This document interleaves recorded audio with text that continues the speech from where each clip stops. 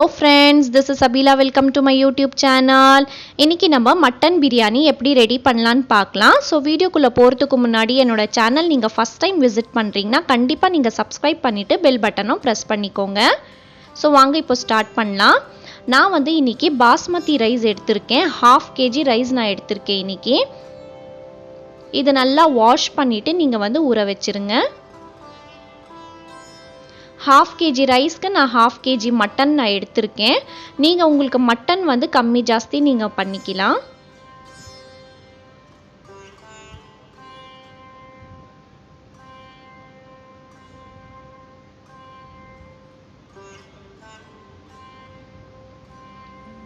So இப்போ masala ready பண்ணிக்கலாம் பிரியாணிக்காக. Stove on பண்ணிவிட்டு ஒரு கடாய் வச்சுக்கோங்க. கடாய் வச்சுட்டு ஆயில் போட்டுக்கலாம். ஆயில் வந்து பார்த்திங்கன்னா 8 to 9 ஸ்பூன்ஸ் வந்து ஆயில் போட்டுக்கோங்க. ஒரு பெரிய ஸ்பூன்ஸ்லேருந்தே போட்டுக்கோங்க. பிரியாணிக்கு கொஞ்சம் ஆயில் இருந்தால் தான் நல்லாயிருக்கும். ஆயில் ஹீட் ஆகுனதும் பிரியாணி மசாலா போட்டுக்கலாம். 2 லவங்க, ஒரு பட்டை, ஒரு ஏலக்காய் பூ போட்டுக்கலாம். அந்த லீஃபும் போட்டுக்கோங்க, பிரியாணி லீஃபும்.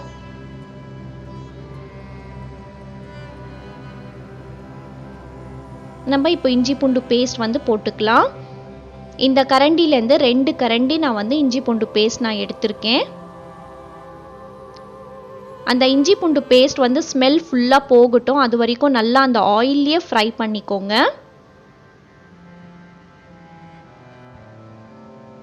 இப்போ ரெட் சில்லி பவுடர் வந்து 2 ஸ்பூன் போட்டுக்கோங்க.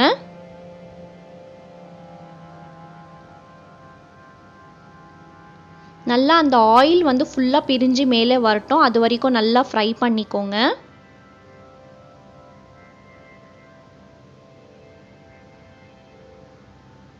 இப்போ ஆயில் ஃபுல்லாக பிரிஞ்சு மேலே வந்துருச்சு. இப்போ நம்ம வாஷ் பண்ணியிருக்கோம் இல்லைங்களா மட்டன், அந்த மட்டன் ஆட் பண்ணிக்கலாம். மட்டனும் இஞ்சி பூண்டு பேஸ்ட்டும் ஒன்றா ஆயிடணும், அந்த அளவுக்கு நீங்கள் ஃப்ரை பண்ணிக்கோங்க. ஒரு 10 to 20% வந்து மட்டன் வந்து இதுலேயே குக் ஆகிடணும், அந்த அளவுக்கு நீங்கள் வந்து ஃப்ரை பண்ணிக்கோங்க. ஹை ஃப்ளேமில் வச்சு பண்ணாதீங்க, மீடியம் ஃப்ளேமில் பண்ணுங்கள், அப்போ தான் அடி பிடிக்காமல் இருக்கும். பாருங்கள் இப்போ நல்லா இது ஃப்ரை ஆயிடுச்சு, பார்த்தாவே தெரியுது பாருங்கள். இஞ்சி பூண்டு பேஸ்ட்டும் மட்டனும் ஒன்றா ஆயிடுச்சு பாருங்கள். இப்போ நம்ம வந்து ஆனியன் போட்டுக்கலாம். ஆனியன் வந்து நல்லா ஃபைனாக நான் சாப் பண்ணி வச்சுருக்கேன். 2 பெரிய சைஸ் ஆனியன் நான் எடுத்திருக்கேன். மீடியம் சைஸ் இருந்துச்சுன்னா நீங்கள் 3 போட்டுக்கோங்க. நான் 2 பெரிய சைஸ் ஆனியன் எடுத்திருக்கேன். இந்த ஆனியன் வந்து ஃபுல்லாக நல்லா சாஃப்ட் ஆகிறதுக்காக கொஞ்சம் உப்பு போட்டு நம்ம ஃப்ரை பண்ணிக்கலாம். நான் இப்போ உப்பு கொஞ்சம் ஆட் பண்ணிக்கிறேன்.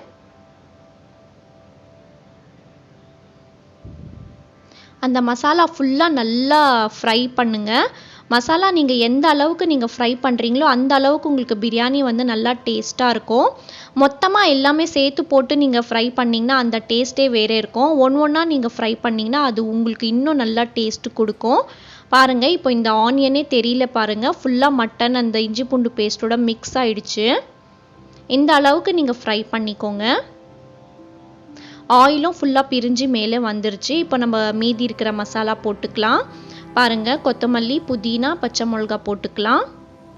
பச்சை மிளகா வந்து பார்த்திங்கன்னா நீங்கள் உங்களுக்கு காரத்துக்கு ஏற்ற மாதிரி நீங்கள் போட்டுக்கோங்க, ஸ்லிட் பண்ணி போட்டுக்கோங்க.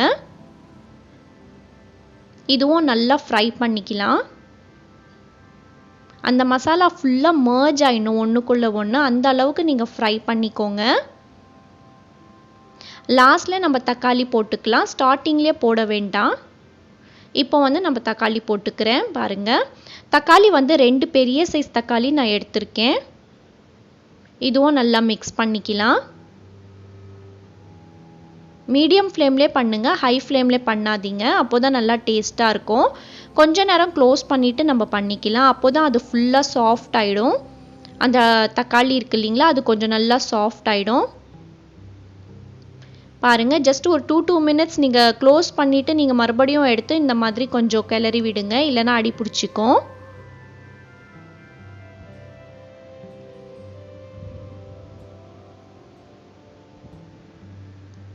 இப்போ கொஞ்சமாக தயிர் வந்து நம்ம போட்டுக்கலாம். குவான்டிட்டி வந்து பார்த்திங்கன்னா நான் 4 ஸ்பூன்ஸ் நான் வந்து எடுத்திருக்கேன். பெரிய ஸ்பூன்லேருந்து 4 ஸ்பூன் நான் எடுத்திருக்கேன். எலுமிச்சப்பழம் வந்து பார்த்திங்கன்னா ஒரு பெரிய சைஸ் ஒரு எலுமிச்சப்பழம் நான் எடுத்திருக்கேன், அதுவும் நான் மிக்ஸ் பண்ணிக்கிறேன். இது ஃபுல்லாகவே போட்டு நல்லா நம்ம வந்து மிக்ஸ் பண்ணிக்கலாம். மிக்ஸ் பண்ணிவிட்டு லிட்டு க்ளோஸ் பண்ணிவிட்டு அந்த ஆயில் ஃபுல்லாக பிரிஞ்சு மேலே வர வரைக்கும் நீங்கள் வெயிட் பண்ணுங்கள். இது டோட்டல் டைம் வந்து பார்த்திங்கன்னா உங்களுக்கு 10 மினிட்ஸ் ஆகும்.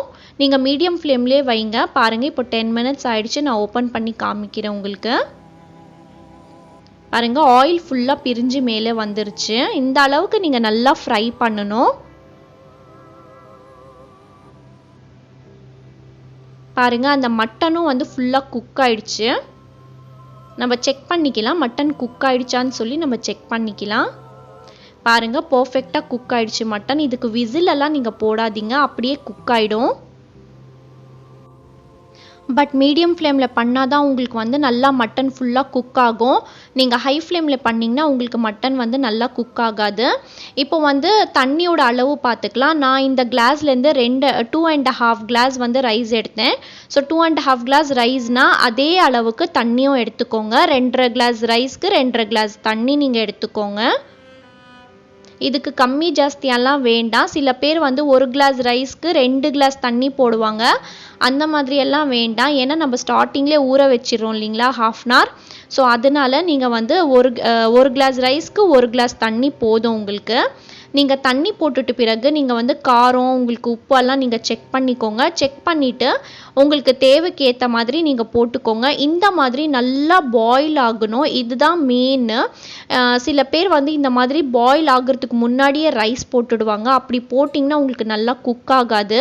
இந்த வாட்டர் ஃபுல்லாக நல்லா பாயில் ஆகிட்ட பிறகு இந்த மாதிரி நீங்கள் அரிசி வந்து ஊற வச்சுருந்தீங்க இல்லைங்களா, அது ஃபுல்லாக நீங்கள் ட்ரை பண்ணிவிட்டு நீங்கள் போட்டுக்கோங்க. அரிசி போட்டுட்டு பிறகு நிறைய மிக்ஸ் பண்ணக்கூடாது. ஜஸ்ட் இந்த மாதிரி நீங்கள் வந்து கிளறி விட்டாவே போதும். பாருங்கள், அவ்வளோதான்.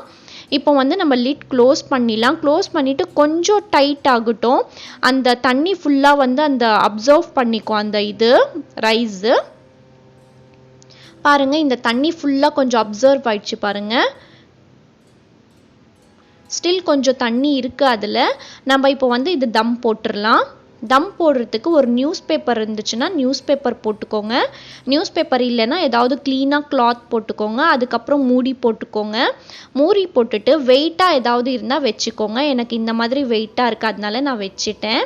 இப்போ வந்து நம்ம தம் போட்டுடலாம். தம் போடுறதுக்காக உங்ககிட்ட வேஸ்ட்டான அந்த தோசை தவா இருக்கும் இல்லைங்களா, அந்த தவா இருந்தால் வைக்கலாம். என்கிட்ட தவா இல்லை, இந்த பிளேட் தான் நான் யூஸ் பண்ணுறேன். ஸோ இந்த மாதிரி மீடியம் ஃப்ளேமில் 20 மினிட்ஸ்க்காக விட்டுடுங்க. நான் 20 மினிட்ஸ் முடிஞ்சிருச்சு. இப்போ நான் எடுத்து காமிக்கிறேன். பாருங்கள், சூப்பராக பர்ஃபெக்டாக உதிரியாக மட்டன் பிரியாணி ரெடி ஆகிடுச்சு. கண்டிப்பாக நீங்கள் வந்து இது ட்ரை பண்ணுங்கள். ட்ரை பண்ணிவிட்டு எனக்கு கமெண்ட்டில் சொல்லுங்கள் உங்களுக்கு எப்படி இருக்குது, இந்த டேஸ்ட் பிடிச்சிருக்கா இல்லையான்னு சொல்லி. எனக்கு ரொம்ப பிடிச்சிருந்தது. பர்ஃபெக்டாக வந்தது மட்டன் பிரியாணி. நீங்கள் இது வரைக்கும் நீங்கள் லைக் பண்ணலைன்னா லைக் பண்ணிக்கோங்க. நீங்கள் சப்ஸ்கிரைப் பண்ணலைன்னா என்னோடய சேனல் நீங்கள் சப்ஸ்கிரைப் பண்ணிக்கோங்க. நான் உங்களுக்கு அடுத்த வீடியோவில் பார்க்குறேன் ஃப்ரெண்ட்ஸ். அது வரைக்கும் stay positive, be positive and think positive. Thank you so much.